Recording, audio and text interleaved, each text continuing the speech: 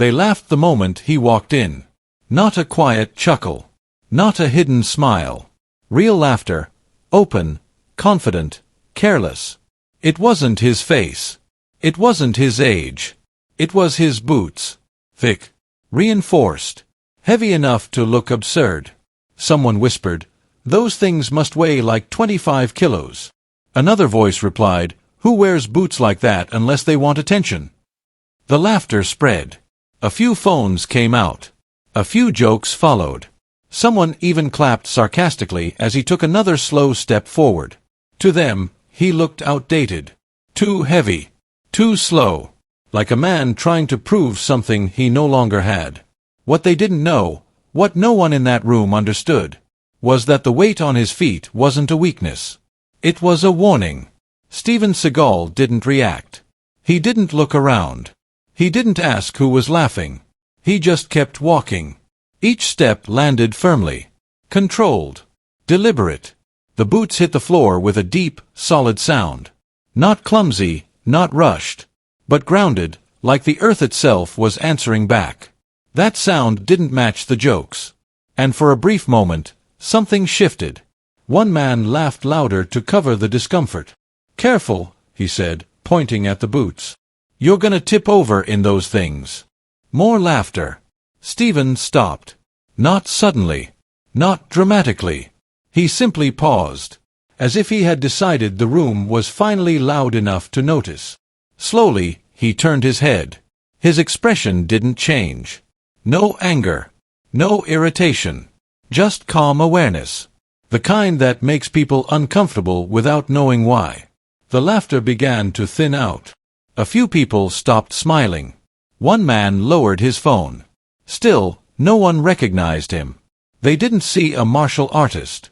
They didn't see decades of discipline. They didn't see a man who had spent his life learning how to end violence before it began. They only saw heavy boots, and assumed the man wearing them must be heavy too. That was their mistake. Because strength doesn't always look fast. It doesn't always look sharp. And it definitely doesn't ask for approval. And as the room kept laughing, unaware of what was standing in front of them, one truth hung silently in the air. They were laughing at the wrong man. The place itself felt ordinary, almost boring in how familiar it was. A wide-open indoor space, half training facility, half industrial gym. Concrete floors scarred by years of use. Steel beams overhead. The steady echo of movement filling the room. Weights clanged in the distance. Shoes scraped across the ground. Conversations overlapped, blending into a constant hum of noise. Nothing about the environment suggested danger. People were there for routine reasons. Some trained seriously, focused on their drills. Others stood around, talking, laughing, killing time. A few leaned against the walls, watching more than participating. It was the kind of place where egos floated freely, where confidence was loud and strength was constantly measured by who lifted more, moved faster, or spoke the boldest. Steven Seagal moved through this space without drawing attention to himself, at least, not intentionally. He wore simple clothing. No logos. No flair. Nothing that hinted at fame or status. The only thing that stood out were the boots. Thick, reinforced, unusually heavy. They didn't match the sleek sneakers and lightweight gear everyone else wore. In a room full of people trying to look fast, those boots looked slow. Steven didn't seem to care. He stopped near one side of the room and set his bag down quietly. No dramatic gestures. No stretching to show off. He simply observed, his posture relaxed, shoulders loose, breathing steady. He took in the space the way experienced fighters always do, not scanning aggressively, but noticing exits, distances, body language. Around him, life continued. A group of men near the center joked loudly, competing for attention. They slapped each other on the shoulders, laughed too hard at their own comments, and made sure everyone around could hear them. Confidence poured out of them, unchallenged. To them, the room belonged to the loudest voices. One of them glanced toward Steven again, nudging his friend and whispering something. A few heads turned. Smirks appeared. Steven didn't respond. He adjusted his gloves slowly, methodically. Each movement had purpose, as if he was conserving energy instead of wasting it. The contrast was subtle but important. While others filled the space with noise, Steven filled it with stillness. The boots rested flat against the concrete floor. Heavy, stable, unmoving. To the untrained eye, they looked impractical. A liability. Extra weight that would slow a man down in any physical situation. In a place where speed was worshipped, weight was mocked. But Steven had never built his life around speed alone. His world had always been about balance. About structure. About using gravity, leverage, and timing instead of raw aggression. The kind of principles that don't announce themselves but reveal their power when tested. Nearby, the laughter continued. Someone imitated the way he walked. Another exaggerated a stomp, drawing more laughs from the group. Steven heard it all. He just chose not to react. That restraint wasn't weakness. It was habit. Years of training had taught him something most people never learn. Reacting too early gives control to the wrong person. Silence, on the other hand, forces others to expose themselves. The atmosphere remained calm on the surface. No one felt threatened. No one sensed a storm coming. The room stayed loud, careless, and comfortable in its assumptions. And that was exactly what made the moment dangerous. Because when people feel safe mocking someone they don't understand, they stop watching their own behavior. They forget boundaries. They push further than they should. Steven stood there quietly, boots planted firmly on the ground, as if rooted. The normal world continued, unaware that it was only moments away from breaking. The moment came almost imperceptibly. The group of men, laughing at the heavy boots, had grown bolder with each passing second. Confidence thrives in comfort. And in that space, they felt untouchable. They didn't know who they were dealing with, or what they were about to trigger. One of them, a tall man with a leather jacket and a smirk that didn't quite reach his eyes, stepped closer. He leaned toward his friends, pointing at Steven's boots, and spoke loud enough for anyone nearby to hear. Seriously, are those things even wearable? You're gonna topple over in those clunky boots. A few of the men chuckled, echoing the sentiment. One even mimicked a slow-motion fall, legs flailing dramatically, drawing more laughter. Steven didn't move. He didn't respond. He didn't even look up immediately. He simply stood there, silent, letting the words hang in the air. The effect was subtle but undeniable. The room's energy began to shift. People glanced over, noticing the tension rising like a tide beneath the surface of a calm lake. Laughter faded in some corners. Phones lowered. Conversations slowed. Something unspoken began to ripple through the group, the realization that their words might not go unanswered. The tall man didn't care. He pushed further. He laughed again, louder this time, making sure everyone within earshot could hear. "Come on, old man, those boots are ridiculous. You can't even move in them." A few people tried to join in, laughing nervously, but the room was already holding its breath. Steven's wife, standing quietly to the side, shifted uncomfortably. She lowered her eyes, tucking her hands into her pockets. Her discomfort was natural. Most bystanders would have felt the same. There was no overt threat yet, only humiliation.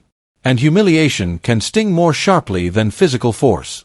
Steven finally looked up. It wasn't anger. It wasn't rage. It was calm. His eyes scanned the room slowly, taking in the positioning of everyone. He didn't need to assess the weight of their insults. They were obvious. What mattered was intention. And the intention was clear.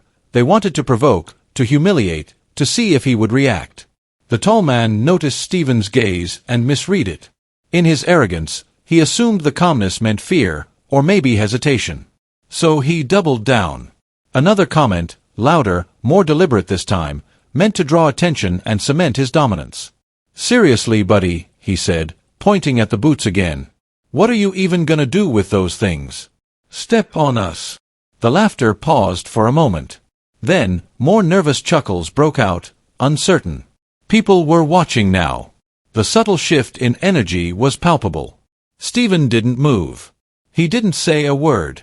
He simply adjusted his gloves slightly, slowly, deliberately. Each motion was controlled, intentional, almost meditative. The tall man, emboldened by silence, leaned in closer. His face twisted into a smirk that barely masked his arrogance. "You know, you could at least try to walk normally, old man. It'd be funny to watch." Then the words that finally drew a response, though not the one he expected. Steven stepped forward just slightly, reducing the distance. He placed a hand gently on his wife's shoulder, a silent signal for calm. His voice, when he finally spoke, was even, measured, and quiet, yet it carried through the tension like a knife through smoke. "I don't think you should speak to my wife like that." A hush fell. Not a dramatic one. Not cinematic. Just silence. The kind that creeps in and makes every bystander aware of the change in energy. The room collectively paused. Phones were lowered. Eyes widened. Conversations stopped mid-sentence.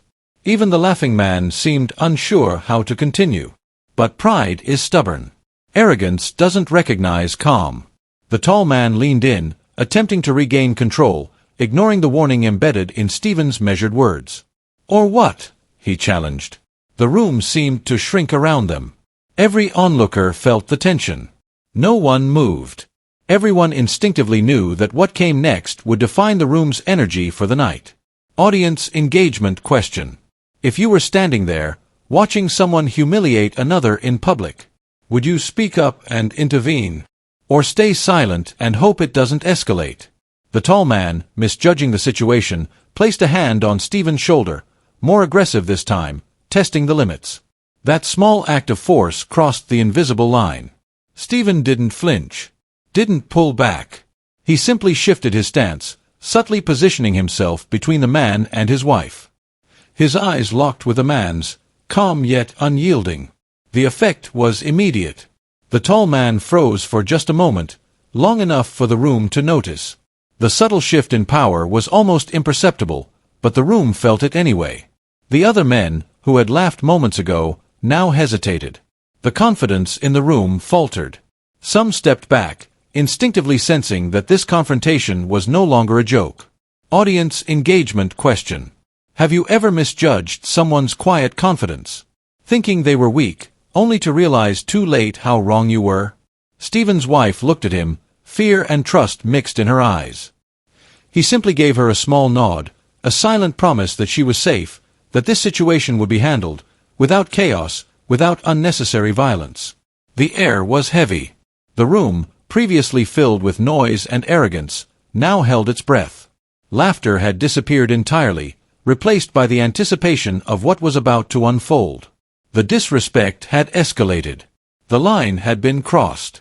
And everyone in that room, except the arrogant men, knew they were about to witness something few ever saw, a masterful fighter demonstrating the quiet, controlled power that comes from decades of experience.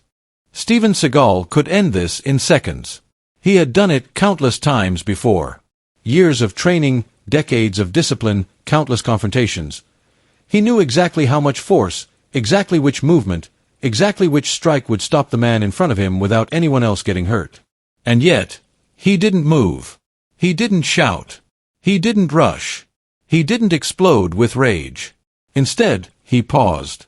The pause was deliberate, heavy, purposeful. It carried authority without aggression, warning without threat. It was the kind of pause that only comes from someone who has complete control over themselves, and complete control over the situation. His hand moved slowly to rest gently on his wife's shoulder. A silent signal: stay calm. Breathe. Don't panic. Because this wasn't about proving anything. It wasn't about ego. It was about protection. Steven's mind worked methodically, as it always did in moments like this. He assessed the man in front of him. His stance. His weight. The tension in his shoulders. His eyes. The intent behind his smirk. Every subtle detail was catalogued and measured, each one informing the decision he was about to make. He had the power to strike and the ability to end the confrontation immediately. But that power was not the answer. Real strength, he knew, was restraint. Real power was choosing the right action, not the fastest. The strongest person in the room isn't the one who reacts first. It's the one who controls the situation, who decides when, where, and how to act, and who acts with precision when the moment demands it. For a moment, the room seemed to hold its breath. Every bystander could feel it, though none could explain why. The tension wasn't loud, it wasn't chaotic. It was quiet, calm, calculated, and it carried an invisible weight heavier than any insult, heavier than any punch. Steven stepped up slightly. Not aggressively, not threateningly. Just deliberate, positioning himself subtly so his wife was protected without blocking the space entirely. His eyes met the man's. Still calm. Still steady. "I don't think you should speak to my wife like that," he said, evenly, almost softly. The words carried more authority than any yell. They hung in the air like steel. The tall man blinked. Pride and arrogance battled confusion in his eyes. He had expected a reaction, maybe a shout, a threat, even a punch, but this calmness? This patience? He hadn't prepared for that. For a brief moment, doubt flickered across his face. And that doubt, small, subtle, was exactly what Steven wanted. The room was silent. Every person felt the change, from the nearby trainers to the men who had been laughing moments ago. They all understood, instinctively, that the situation had shifted. Audience engagement question. If you were in that room, watching someone quietly assert control over a dangerous situation, would you feel tension, fear, or admiration? What would you do differently? The tall man, fueled by arrogance, leaned in slightly, testing boundaries. He tried to reclaim the space, attempting to provoke a reaction. "Oh, what, old man?" he sneered. The room flinched at the tone, but Steven didn't. Not even slightly. He could have struck him. He could have ended it in a heartbeat. He knew the exact movement that would leave the man off balance, incapacitated, humiliated, without harming anyone else. He knew it instinctively. But he didn't. Instead, he waited. He allowed the man to show his true intent, to reveal the danger in his arrogance. Because acting too early would have given the man power. Reacting too quickly would have escalated the situation unnecessarily. Every second of silence reinforced Steven's presence. His mastery. His control.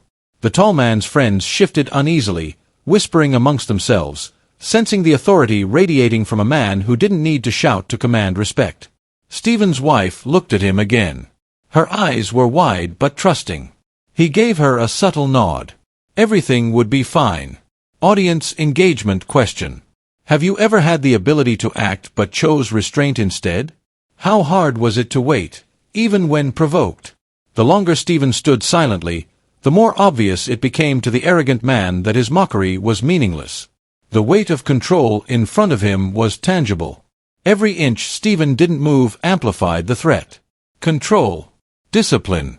Patience. This was not passive waiting. This was tactical dominance. And in this quiet, controlled stance, the energy of the room shifted. What had been laughter became tension. What had been arrogance became hesitation. What had been a casual insult became a dangerous miscalculation. Steven didn't need to shout. He didn't need to fight.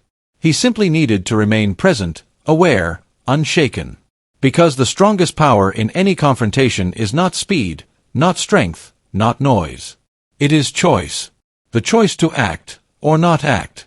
And right now, Steven Seagal's choice was clear. He would act only when necessary. Every person in that room felt it, though none could explain it. The arrogance of the man in front of him was being quietly dismantled without a single strike. And in that silence, the stage was set. The line had been crossed. The moment of confrontation was coming.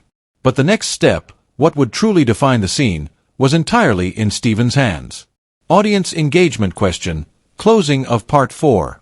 If you had the power to end a dangerous situation instantly, would you act immediately or wait for the perfect moment? Could you stay calm while everyone else lost their nerve? The tall man finally decided he had pushed far enough, or maybe he thought he had.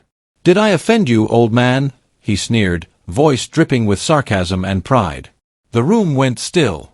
Conversations stopped mid-sentence. Phones hovered in mid-air as onlookers realized this was no longer a joke. The air was thick with anticipation. Every person could feel the tension, though none could quite explain why it felt so heavy. Steven didn't flinch. He didn't raise his voice. He didn't take a step forward. Not yet. Instead, he simply shifted his weight slightly, positioning himself so that his wife was subtly protected behind him. Every move was calculated, precise, without a hint of aggression. "Step away. Apologize. And this ends," he said evenly, calmly, each word deliberate, cutting through the tension like a blade. For a moment, the tall man's smirk faltered. Pride warred with doubt. He hesitated, testing the silence, searching for weakness. But silence has a power all its own. The room held its breath. Some of the other men shifted uncomfortably. They had laughed moments ago, but now their confidence faltered. They sensed that the situation was no longer under their control, though they didn't understand why. The tall man, however, let arrogance guide him. He leaned closer, invading Steven's space, his shoulder brushing against him. "Or what?" he taunted. Gasps echoed across the room. Phones were raised to record, whispers floated. "Who is this guy?" Steven took one step back. Not from fear. Not from submission. But to shield his wife, to maintain control over both his space and the situation. One step back, and suddenly the arrogance of the man in front of him seemed smaller. Audience engagement question. If you were standing there, witnessing someone being provoked publicly, would you step in to help, or would you freeze, unsure what to do? The tall man's shove was deliberate, meant to intimidate. He expected a reaction, an angry shout, a defensive move, maybe even a punch. But Steven didn't react in the way the man expected. Instead, he simply repositioned his stance. His boots, mocked for being heavy, planted firmly, unwavering, absorbing the energy of the shove. The small movement conveyed something far stronger than a strike: control. The room grew silent. Even the other men's laughter had died. They were watching now, trying to read the man who didn't react like anyone else they had seen. The tall man, sensing hesitation in his audience, attempted one final show of dominance. He raised his hand again, this time faster, aiming for a punch. Audience engagement question.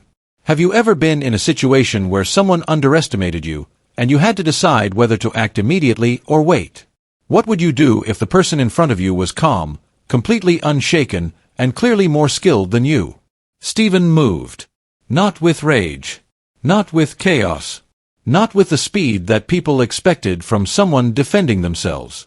He simply shifted, redirecting the man's arm with perfect precision. Just enough to break his balance. Just enough to stop the attack. Not a strike, not a blow, just control. The man stumbled backward, shocked, trying to regain his footing. His confidence had evaporated. Pride crumbled in an instant. The silence in the room became absolute. No one cheered. No one laughed. Even the air seemed to pause. Steven's wife looked at him with relief, understanding that nothing more would happen, not because the man had been defeated violently, but because he had been outmaneuvered psychologically. Outclassed by skill, control, and presence. "You don't need to be hurt to be stopped," Steven said quietly, almost conversationally, so only the tall man could hear. "You just need to be out of control." The tall man's friends scrambled to pull him back, murmuring apologies and shoving him away. Their arrogance vanished, replaced with quiet regret. They had learned a lesson the hard way. Audience engagement question. Have you ever underestimated someone because they seemed calm or quiet? Did your assumptions lead you into a mistake, or teach you a lesson? The bar, the gym, the facility, whatever name the space had, was now charged with something unforgettable. Not chaos. Not violence. But respect. Every person who had been watching felt it. They witnessed a confrontation end without the need for rage, shouting, or brutality. They saw authority displayed through calm, through precise timing, through discipline. Steven turned back to his wife, checking if she was safe. She nodded, silently acknowledging that everything was under control. Audience engagement question, closing of part 5. If you had been there, seeing someone assert control without aggression, how would it have made you feel? Would you admire the discipline, or underestimate it as others did at first? The incident ended without a single punch, yet its impact was louder than any fight. People didn't share it for the spectacle. They shared it for the lesson. True power is control, not chaos. And in that moment, everyone who witnessed it learned something unforgettable. The strongest person in the room is not the one who shouts the loudest, strikes the fastest, or shows off the most. The strongest person is the one who acts with precision, protects what matters, and never loses control. The tall man stumbled back from the shove, his face a mix of shock and disbelief. He had expected chaos, maybe a yell, maybe a desperate strike, but none of that came. Instead, he was met with silence. Heavy, calm, deliberate silence. The room, which had been buzzing with laughter just minutes before, now felt like a theater. Every bystander was leaning in, holding their breath. Every phone camera was pointed, ready to capture something extraordinary. Steven Seagal didn't move more than necessary. He didn't raise his voice. He didn't take a single aggressive step forward. He simply stood there, his posture steady, grounded, rooted in decades of experience. "That's what I thought," the tall man said through gritted teeth, smirking, trying to regain some shred of control. His words were meant to intimidate, to provoke, to show he hadn't been shaken. No one laughed. Not a single chuckle escaped. The energy in the room shifted. Confusion replaced arrogance. Fear replaced laughter. Respect, silent and unspoken, began to form in the minds of every observer. Steven met the man's eyes, calm, focused, unshaken. "You still have time," he said quietly, almost conversationally. Not a threat, not a challenge, just truth. The tall man didn't listen.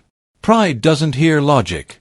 He raised his hand again, this time faster, aiming for a strike that would show dominance, prove he wasn't afraid.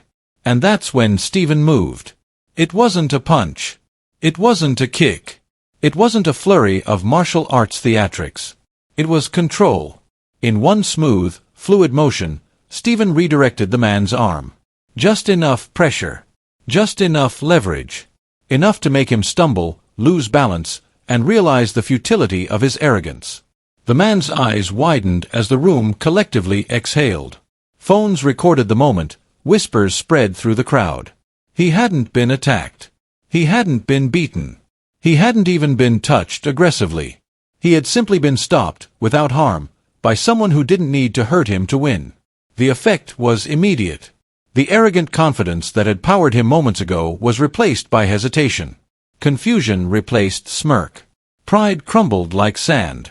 Audience engagement question.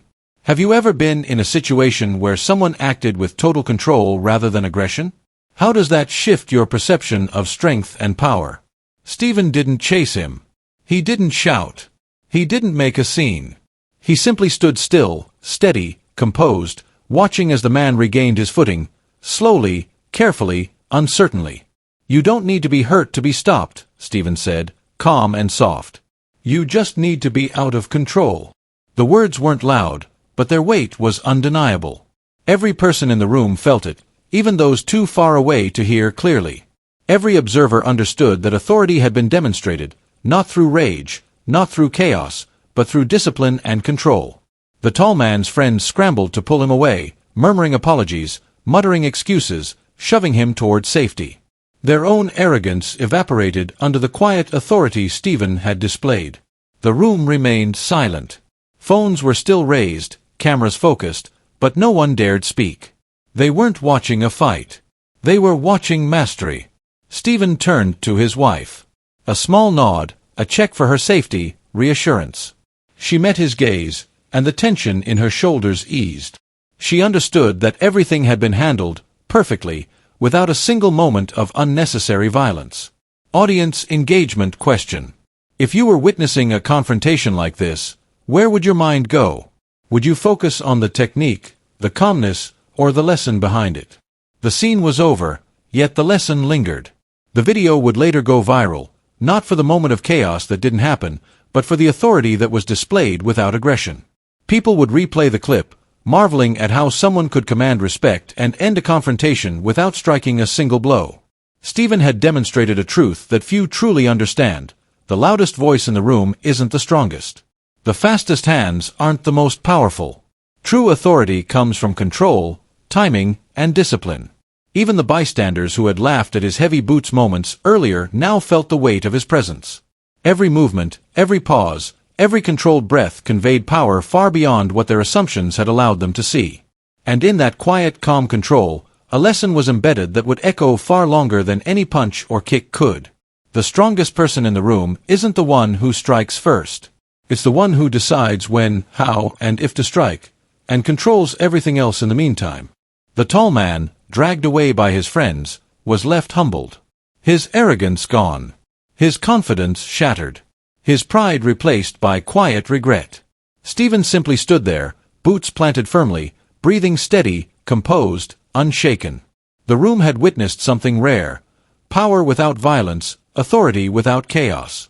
Final audience engagement question for Part 6. If you could master control like that in your own life, how would it change the way you deal with conflict? Could you remain calm under pressure, knowing that authority doesn't need aggression to succeed? The lesson was clear. The demonstration was silent but absolute. And everyone who had been there would remember that night forever. Not for a fight, but for the strength of restraint and control. The confrontation was over.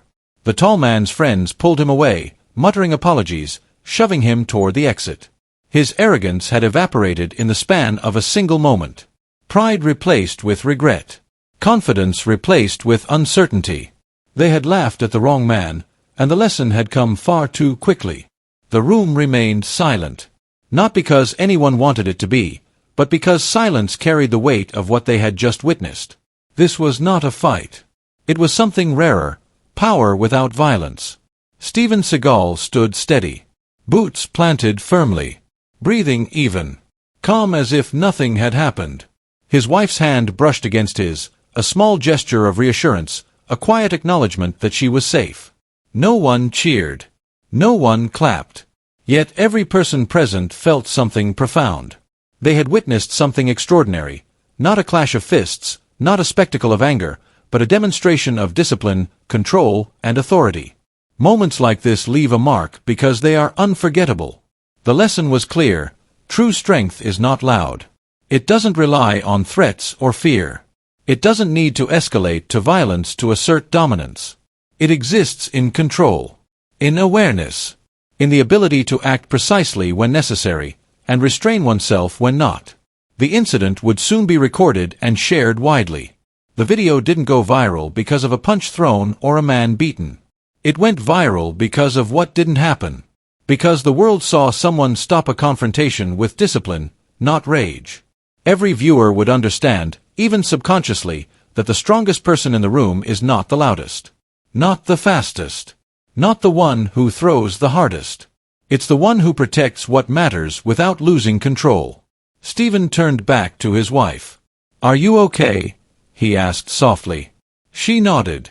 And in that simple exchange, the story closed, not with chaos, but with reassurance. Protection. Calm authority. Audience engagement question. Have you ever witnessed someone stay calm under extreme provocation? What would you have done in that situation? Would you have reacted, or stayed composed like Steven? As the room emptied, whispers followed him. Phones replayed the footage. Comments would flood social media. How did he stop that without throwing a punch? The calmest man I've ever seen. Discipline is stronger than anger. And this, more than any fight, was the lesson that spread. Strength is measured by control, not chaos. If you've watched this story and felt inspired, here's something to do right now. Speech balloon comment, respect, below if you believe real power comes from discipline, not rage. Mobile phone with arrow tell us, would you have had the courage to stand up in that moment? And if you want more stories like this, where calm, skill, and control triumph over arrogance and chaos, make sure to thumbs up like this video to support more incredible stories. Bell subscribe and hit the notification bell, so you never miss moments of legendary discipline and action. Because stories like these aren't just about fights, they're about lessons you can apply in your own life. About understanding that sometimes, the most powerful thing you can do is stay calm. Stay aware. And choose the moment to act, not react. The room had learned it firsthand that night. The world would learn it in seconds, as the video spread. And the lesson? Timeless. The strongest person in the room isn't the one who shouts. It's the one who protects, without losing control. Final thought for the audience. Strength isn't about proving yourself. It's about maintaining composure. It's about patience. It's about knowing that sometimes restraint is more powerful than aggression. So take a moment. Reflect. And remember, discipline is real power.